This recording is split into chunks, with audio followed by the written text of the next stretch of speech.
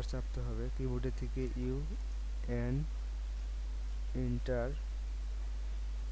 Enter চাপার পরে press করার পরে মানে একটা ইন্টারফেস আসবে। এই ইন্টারফেসে আমাদের ইউনিট সেট আপ করতে হবে। ইউনিট সেট আপ করার জন্য এটা ইঞ্চিতে আছে, ফিট আছে মিলি, আমি ফিটে দিচ্ছি।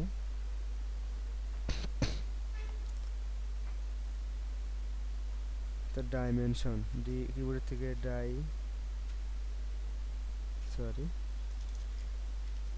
D enter dimension setup modify primary unit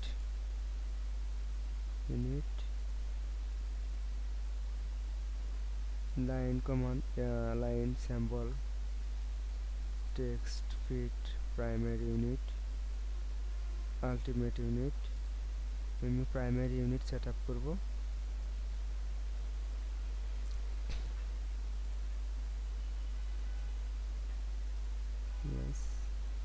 current set current দেওয়ার পরে ক্লোজ।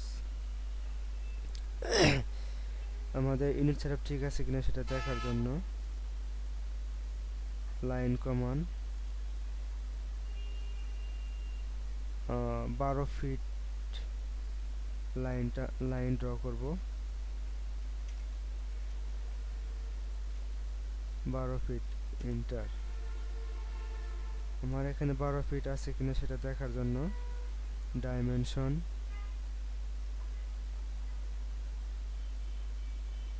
ওকে।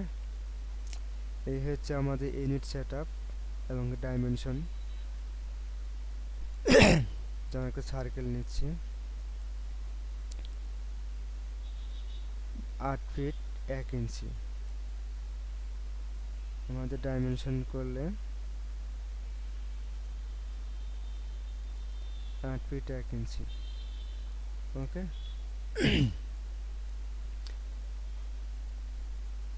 তারপরে হচ্ছে ইউনিট সেটআপের মাধ্যমে একটু মেজারমেন্টগুলো ঠিক থাকে এবং কি অ্যাকুরেটভাবে মেজারমেন্ট ফিট বা ইঞ্চি মিলিমিটার এগুলো শো করে।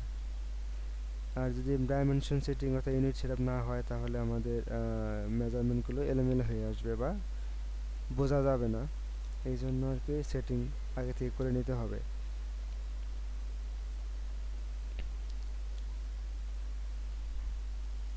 আমাদের পরবর্তী ভিডিওতে থাকছে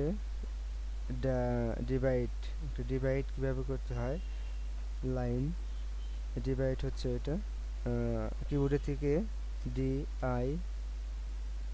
divide comma select object to divide, কোন অবজেক্টটি ডিভাইড করা হবে মানে ভাগ করা হবে সেটাকে সিলেক্ট করতে হবে। সিলেক্ট আমি 3 ভাগে ভাগ করব, তীর 3 এন্টার।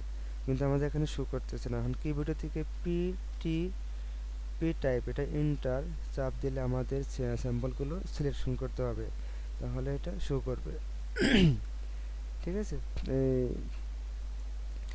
এই ডিভাইড কমান্ডটির নেক্সট ভিডিওতে থাকছে, খুব বিস্তারিতভাবে আলোচনা করা হবে। তো আজকে এই পর্যন্তই, ভালো থাকবেন।